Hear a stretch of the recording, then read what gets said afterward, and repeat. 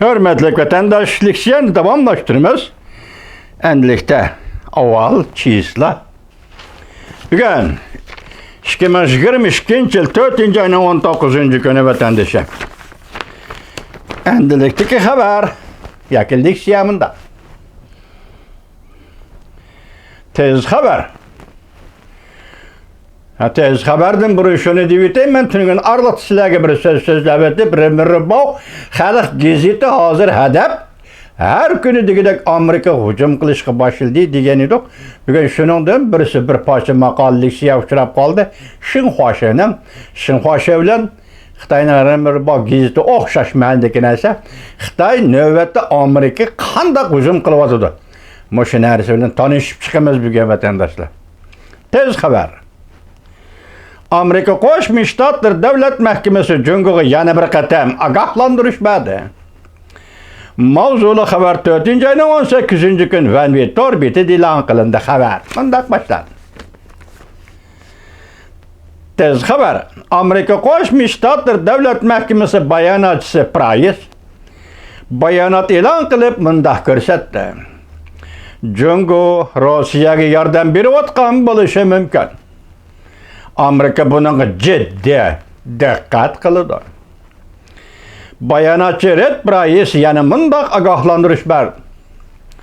Eğer Jungo Rossiyani harbiy qurol yarog' bilan ta'minlaydigan yoki Rossiyaning embargodan qutulib qolishiga yordam beradigan, undaqda Amerika ve Amerikaga ittifoqdosh davlatlarning qattiq zarbasiga uchraydi. Birinci haber tügüdü, endiliktik kelimez.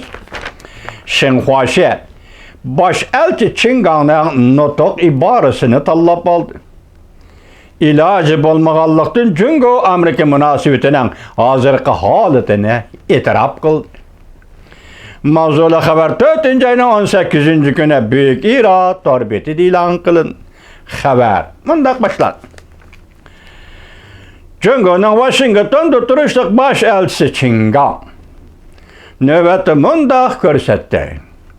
Jungo Amerika söhbət arqılıq ikki taraf, yani Amerika Jungo taraf o'ttirisidagi qatmanliqni bir taraf qilishi kerak. Rossiya ve Ukrayna urushi bayqalgandan keyin, portlagandan keyin kechiringlar, Jungo Kompartiyasi Rossiyaning Amerika qarshi ve NATO'ga qarshi turishini qo'lladi. İki qatam yetim qolganligini yoshirish uchun Jungo Kompartiyasi Rossiya ve Ukrayna urushining mas'uliyatini o'zliksiz Amerikaga ittadi ve Amerikaga döngab qo'ydi. 2022 yılı Amerika Jungo münasibetinde azgına eşip kalgan buruluş makanımı Jungo Kompartiyası tarafından tarayıp koyuldu. Neticede baş elçi Çingan Jungo Amerika münasibetinin katmal vaziyetini itiraf kılışka mecbur oldu.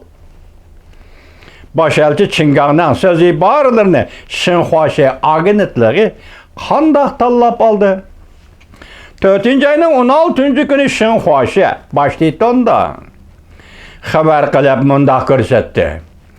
Jungo'nun Amerika turuşluq baş elçisi Jungo Amerika davlat o'ttirisidagi qatmal vaziyatni suhbat orqali hal qilish kerak dedi. Shu kuni Jungo'nun Amerika turuşluq baş elçisi Çingan ekran orqali Jungo'liq o'quvchilar tashkillagan Harvard Jungo minbarining ochilish murosimi qatnashib, naq maydonda o'ltirgan bir necha 10 nafar o'quvchiga nutq so'zildi.